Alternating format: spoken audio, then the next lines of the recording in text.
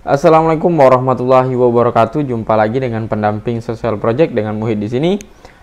Di kesempatan hari ini kita akan menampilkan detik-detik pengumuman dari Ibu Menteri Sosial, yaitu Ibu Tri Risma hari ini, yang akan memberikan pengumuman penting bagi sahabat sosial yang ingin melihat bagaimana perkembangan bantuan sosial di Indonesia.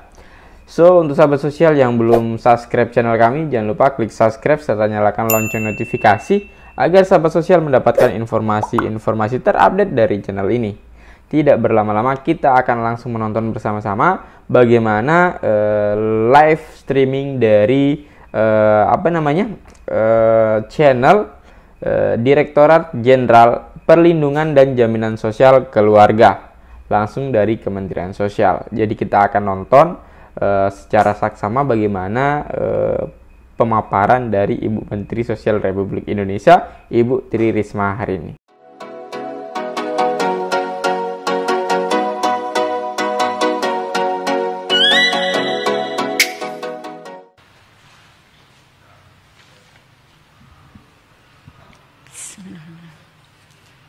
Selamat sore teman-teman.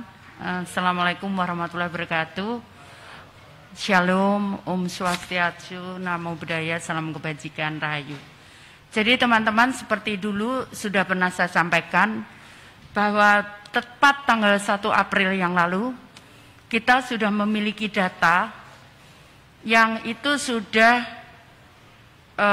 padan, jadi identitasnya tunggal, kemudian padan dengan nomor induk kependudukan, dengan data kependudukan yang dikelola oleh Kementerian Dalam Negeri, yaitu Direktur Jenderal Kependudukan dan Catatan Sipil. Jadi data yang kami miliki tepat 1 April yang lalu. Kemudian yang kedua,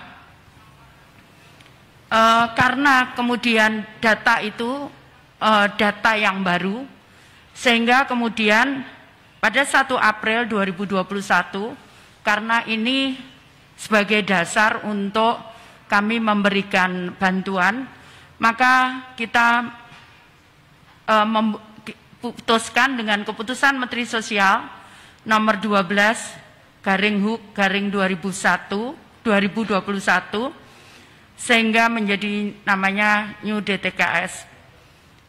Kemudian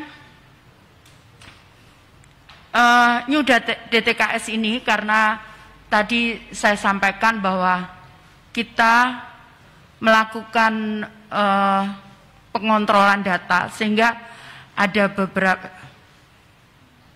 hampir kurang lebih 21.156 data yang kita tidurkan. Jadi kami kemarin sudah komunikasi dengan BPK, BPKP, KPK, Kejaksaan Agung, dan kepolisian. Kami menidurkan data 21.156,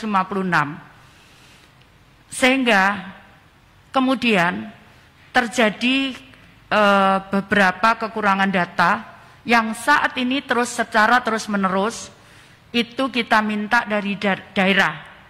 Jadi kita buka usulan dari daerah untuk usulan baru. Kemudian mulai setelah hari ini, data tersebut, data New DTKS tersebut bisa dibuka oleh siapapun melalui cekbansos.kemensos.go.id. Ini officially. Banyak akun yang mengataskan nama data bansos, tapi yang officially itu adalah cekbansos.kemensos.go.id. Jadi dari situ publik bisa, siapapun bisa memantau penerima bantuan sosial, PKH, bantuan pangan non tunai atau BPNT, dan bantuan sosial tunai yang sebetulnya berakhir akan bulan April. Kemudian dengan menyebutkan nama, kemudian tempat tinggal atau desa tempat tinggal penerima bantuan. Kemudian ada dua sisi yang memang kita buat. Jadi yang pertama, sisi pertama, kalau seseorang merasa bahwa dia berhak menerima bantuan, maka kita fasilitasi mereka untuk mengusulkan dirinya atau seseorang untuk mengusulkan dirinya untuk menerima bantuan. Permasalahannya adalah apakah itu sesuai dengan usulan daerah? Karena di undang-undang, mohon maaf, undang-undang nomor berapa ya? Nomor berapa, Lur? Nomor 13 2011. Berapa? Perpres 63 nomor 2017 itu bahwa usulan itu harus dari daerah. Jadi karena itu kita akan tetap padankan dengan data daerah. Kalau terjadi perbedaan maka kemudian akan ada kontrol untuk mengecek yang akan dilakukan oleh perguruan tinggi. Nah kemudian yang kedua adalah apabila ada koreksi penerima bantuan, maka siapapun juga bisa, nanti akan kami padankan. Jadi pengusul maupun yang misalkan dia komplain itu akan kami padankan dengan data kependudukan. Tapi untuk pengusul kami akan sembunyikan nomor lengkapnya, bukan pengusul, apa namanya, pengkoreksi. Yang menyanggah, Bu. Yang menyanggah itu akan kami sembunyikan supaya itu berani, kalau memang mengkoreksi itu berani, akan kami sembunyikan sekian nomor di belakang nomor yang menyanggah begitu, supaya berani. Nah kemudian berikutnya adalah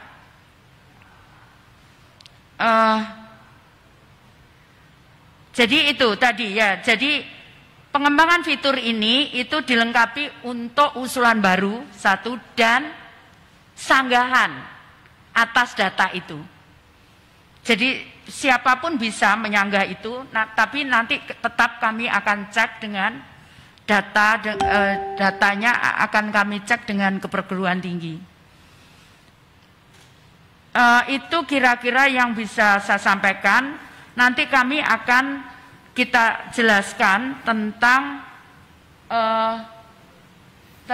bagaimana melakukan cek. Contohnya melakukan cek.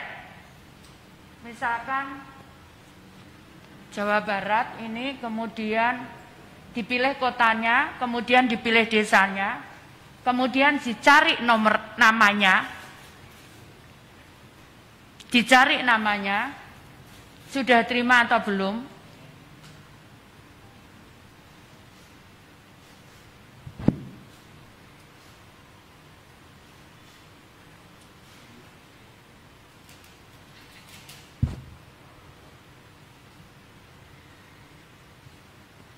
Jadi ini keterangannya, ada yang sudah salur, kemudian yang di sini sedang proses. Jadi kalau yang sudah salur, itu artinya yang bersangkutan sudah menerima. Kalau sedang proses, ini sedang proses di perbankan untuk proses penyalurannya ke penerima manfaat. Jadi seperti itu. Sementara memang belum mobile apps, tapi ke depan kita akan proses dengan teknologi mobile apps. Seperti itu kira-kira. Ada yang mau ditanyakan? Silakan. Ya. Baik, silakan ditanyakan. Selamat sore Ibu, saya Mia dari Jawa Pos. Ibu mohon izin tadi untuk 21 juta ya Bu, data yang di take down itu alasannya apa saja Bu? Pertama, kemudian yang kedua ini kan sudah new DTKS gitu Bu. Apakah akan disinergikan atau digunakan juga untuk data bansos lainnya dari kementerian lainnya gitu misalnya, atau untuk dari BPJS Kesehatan yang selama ini mungkin selalu bermasalah gitu Bu disebutnya karena DTKS-nya juga kurang baik gitu dulu yang sering disebutkan. Terima kasih. Jadi yang pertama saya jawab, jadi 21.156 itu data ganda. Jadi ganda bisa namanya ganda, kemudian ganda menerimanya. Itu jadi sesuai aturan, itu kalau PKH dengan BPNT itu bisa. Tapi kalau BST dengan yang lainnya itu nggak bisa. Jadi itu yang kemudian kita ambil satu. Nah, kita memilihnya kemarin karena kalau kita berikan BST itu hanya sampai April. Sehingga kita pilihlah kemudian BPNT yang diharapkan penerima manfaat ini bisa menerima sampai Desember nanti. Seperti itu. Kemudian yang kedua soal dipakai oleh lembaga lain kami siap digunakan. Dan insya Allah karena kita sudah ada kontrol dengan di Dukcapil bersama-sama. Jadi kontrolnya bersama-sama begitu.